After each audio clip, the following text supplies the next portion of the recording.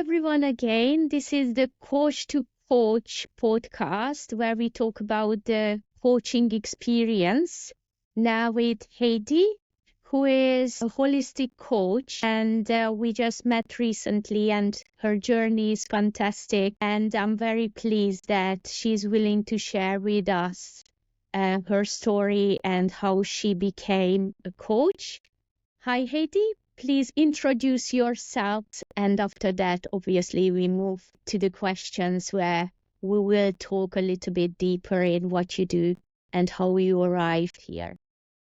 Great. Thank you, Sophie. It's great to be here. Thanks for the invite. So I'm Hedi. I'm a holistic coach, a somatic practitioner, and also an tech sales engineer. So I used to work in the same industry in digital media for quite some time. And about 2 years ago, I set up my own business called the Soulworks, and I've never looked back since. And in terms of what led me there, it was a gradual transition through my own inner work and self-exploration and my own desire to heal from trauma, most of all. And I realized that through acquiring different certifications and like with the sole purpose to help myself, I realized that this is actually something I'm quite good at, to help people and guide people. And so now I bring together a lot of different modalities, including yoga, energy work, somatics, trauma therapy, Eastern philosophies, to help people go on that same journey as well. So I'm trying to combine tools that span across the mind, the body, and the spirit. Very, very interesting. And this is just so great. I talk to many coaches because of the podcast and outside of the podcast as well. And most of them come from their own coaching experience and their journey and realize that they want to pass the knowledge and help other people as well. It's just fantastic. And you also answered to my first question, why is coaching? But now, if you could talk a little bit more, how you find your niche and what is the perfect method for you when someone go to you and ask for help or ask, session with you? Great. So actually, the niche is a very good question. I have been playing with that idea because obviously in social media, I find that it may be a bit easier to talk about your services when you have a niche. But quite frankly, I don't really have a niche. Like I'm not in a single lane. I suppose the niche is that I do have the ability to bring together intuitively a lot of different tools and practices. And with that, I'm able to find different entry points based on the person's preference. And often someone doesn't even know what their preference is until you speak to them. And I'm able to tell, what is it going to work if I'm more kind of coaching and using coaching frameworks, like appealing more to the cerebral mind, or are they more spiritually inclined, or can I introduce like somatics, some body work or breath work? Like it's quite a subtle way to suss out, who responds to what. So I would say maybe that is my niche, to be able to really tell quite easily, just from being quite receptive to others. Yeah. I think so. It's all about building the rapport and just find the tune between two people. And if it comes to, for example, gender, some coaches would like to focus on women only or men only. How about you? Both genders, you are welcome, or you focus more one or the other? Yeah, absolutely. Both genders, all genders. But that said, I tend to work with women more often. And I think the reason for that is because I always teach and guide from my lived embodied experience. And so the people who tend to come to me are predominantly women at the late 20s, early 30s. So basically a few years ago, to kind of help them on a very similar journey that I was on. So it's quite interesting. I don't have to have a preference. The energy does it for me. Yes, great. And how can we imagine a session with you, or a series of session with you, if you really need to just tell the audience what they can expect? Yeah, absolutely. So I tend to work on a minimum 3 months commitment Okay. because I do not sign up for quick fixes. Mhm. I do want transformation to be sustainable, and I have learned this through my own experience, how long it can take for things to truly shift on all aspects. So Mm. not just in your mindset, but in Yeah. your body and in your nervous system as well. So for that reason, I prefer longer term commitments. That said, I also do some one-off sessions, 90 minutes long, where we can hone in on one single problem and then create a level of shift there. So it's absolutely possible, like you don't need to be working for years to see Yeah. the benefit. I think it's more about being quite candid and honest about, like, we're people, and we receive the conditioning that we're struggling with today through years and years, like probably since our childhood. So we can't imagine just to turn things around overnight. I think it's not even sustainable in our own system to maintain like a massive shift. But I have had many aha moments in single sessions, so Nice. it's absolutely possible. And I always start, with like an onboarding questionnaire, and Mhm. this first session is always 90 minutes to be able to fully land, Mhm. and also to be able to bring in some other tools other than talking, like I do a lot of visualization. Like my goal really is to help people connect their mind to their body so that they're not looping in the stories about their issues, Yes. because it's not the issue that you think the issue is. It's like there's something deeper. Yes. That is my goal, with everyone, to touch on that deeper thing. And sometimes it takes a little digging, Yeah. to find it.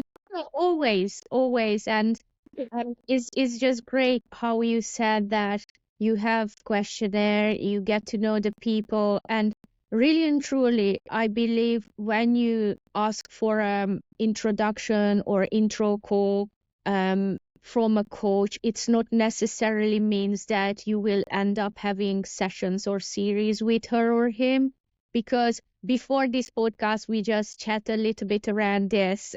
It's about feeling the chemistry and tune really in, and as a coach you need to believe, or you believe that you really and truly can help and understand your client, and the client needs to feel the trust and that need to open to the coach 100%.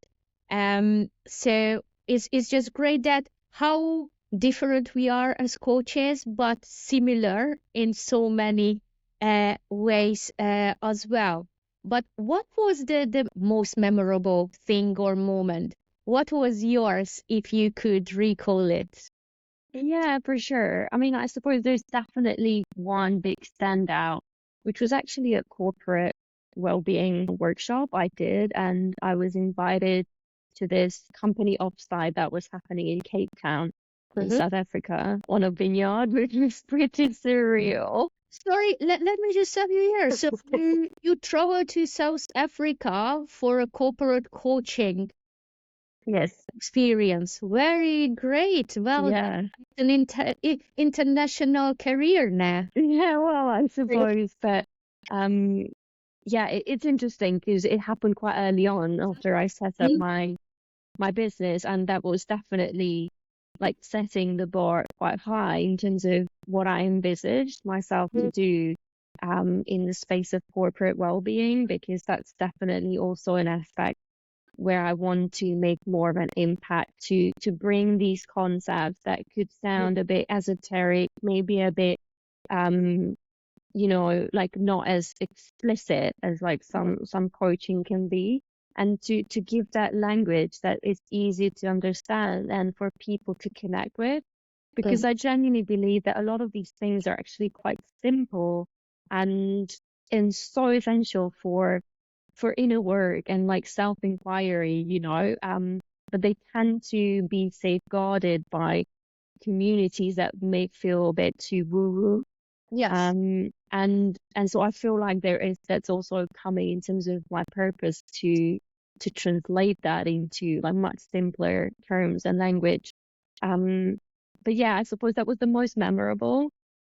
But the loveliest moments is when clients are, having like breakthroughs, and I suppose I have been told a couple of times by people who attended therapy before that, that they were able to open and like transform so much more because they were able to trust me.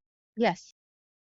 And, that makes you realize like how much the energy you show up with, it's not even about like what you learned, in training or whatnot. It's just like how much can you be there as a human, how relatable you are, and how open your energy is for someone to just be able to soften and open up, and yeah, that was really lovely.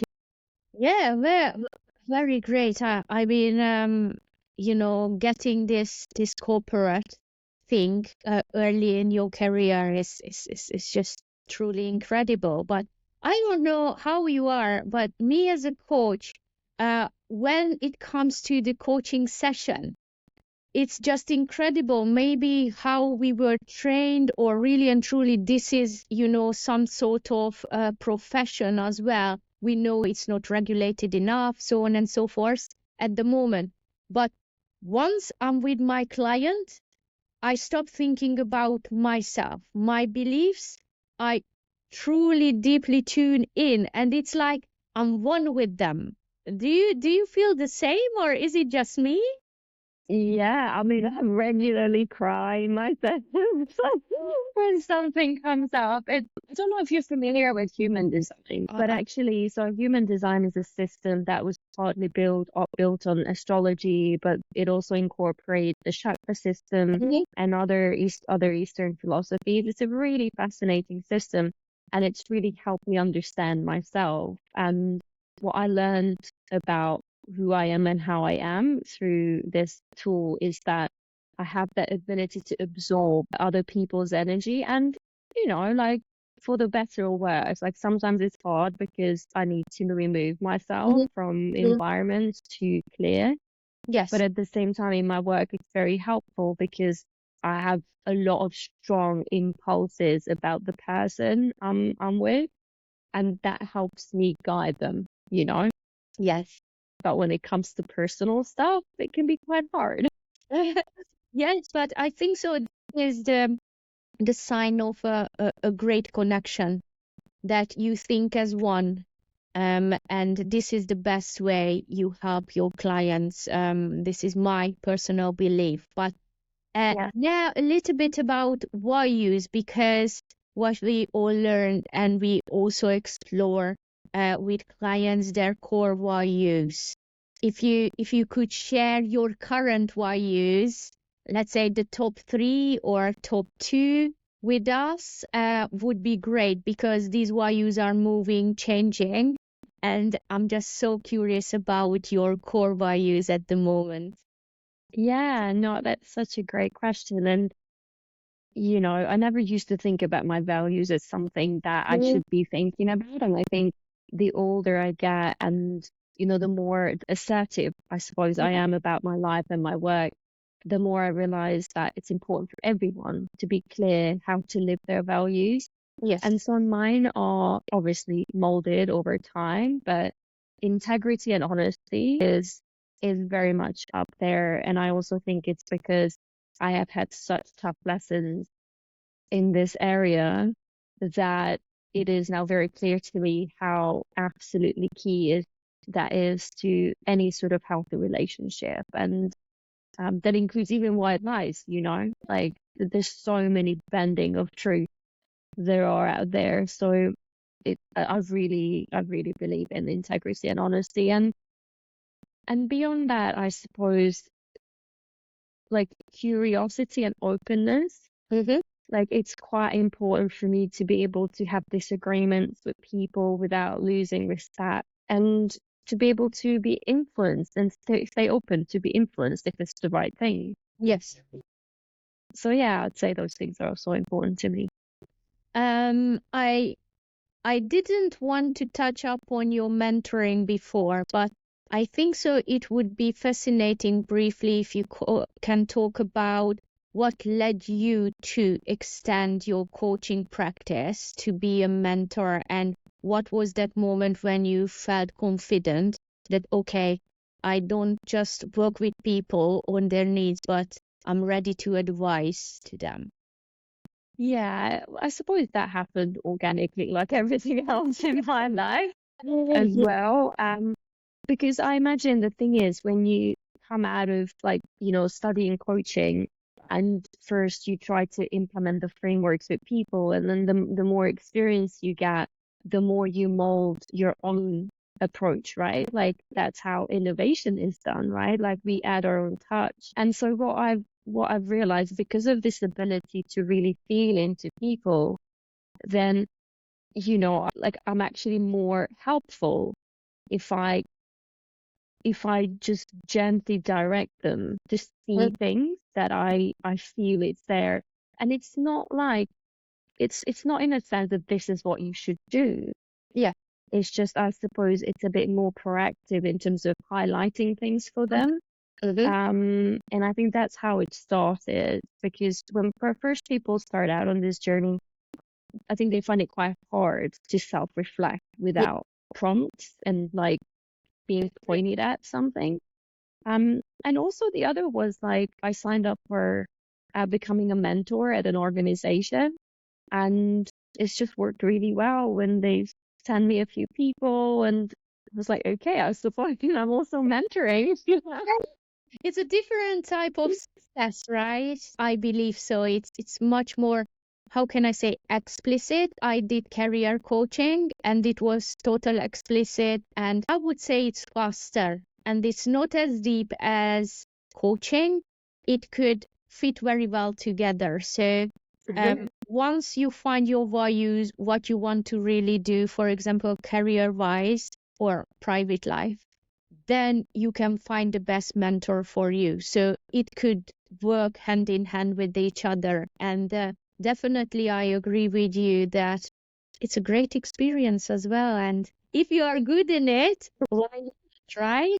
Yeah, and that's what I like when I work with people, like I have learned how to do my own self-inquiry to figure out my own life, but it still helps when someone actually points me at the thing that is sticky or I can't Yeah. quite see it. And I suppose there is a fine line whether it's coaching or mentoring.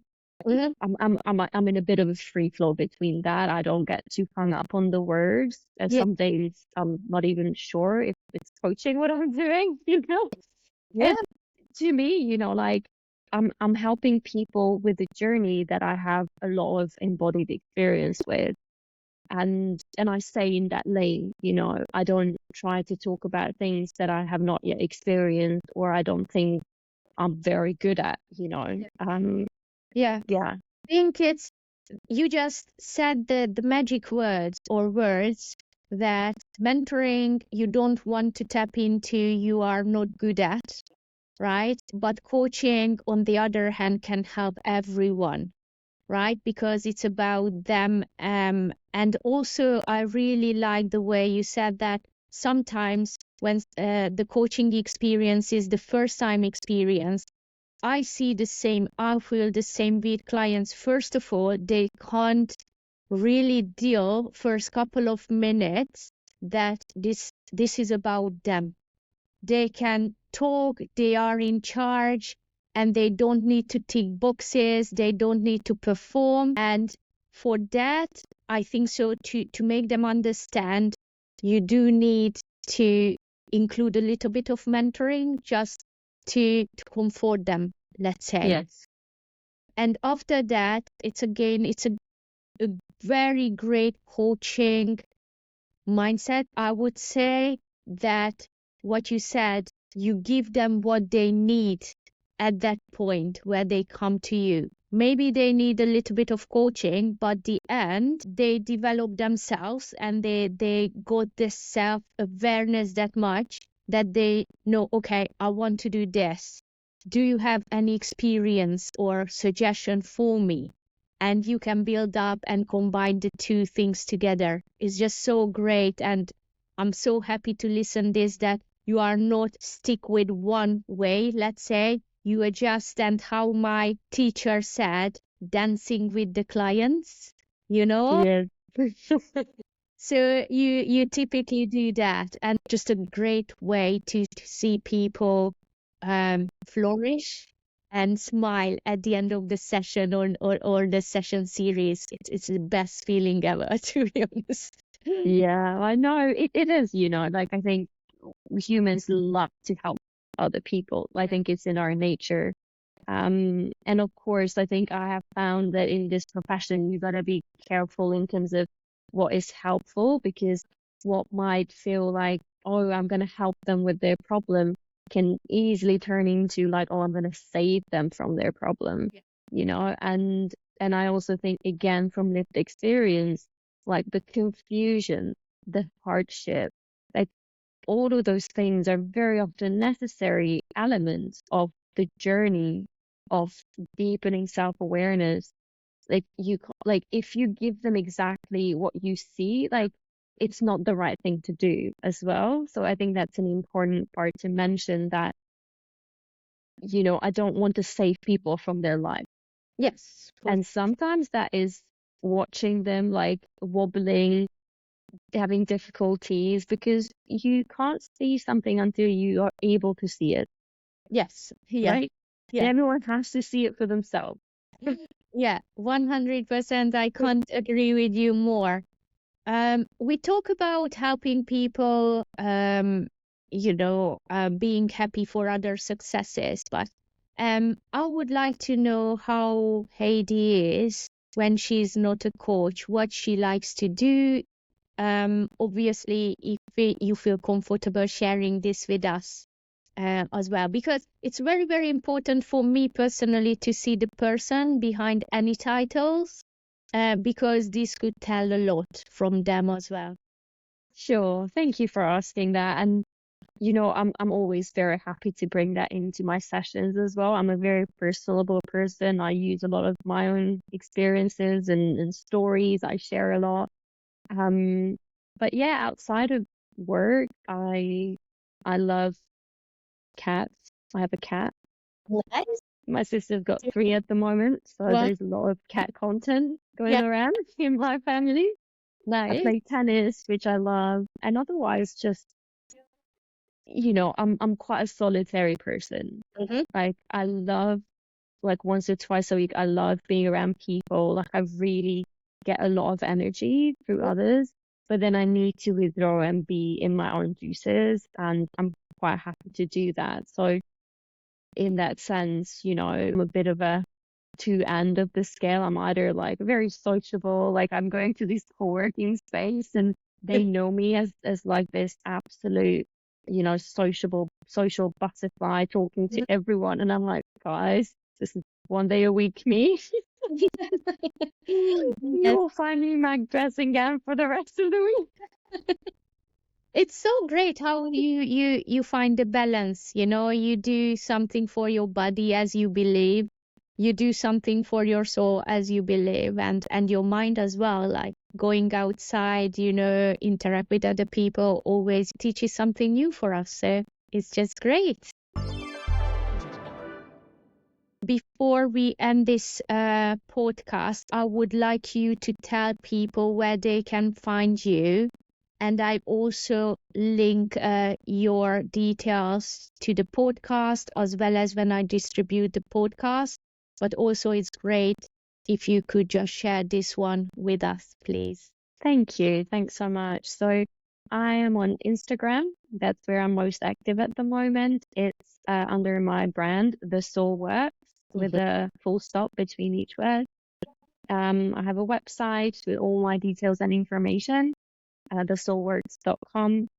And otherwise, I do monthly somatic classes, actually. I just launched them in person and online.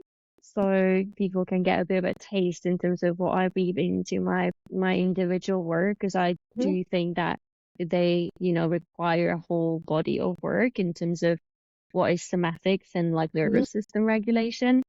So that is my focus at the moment beyond the one-to-one work.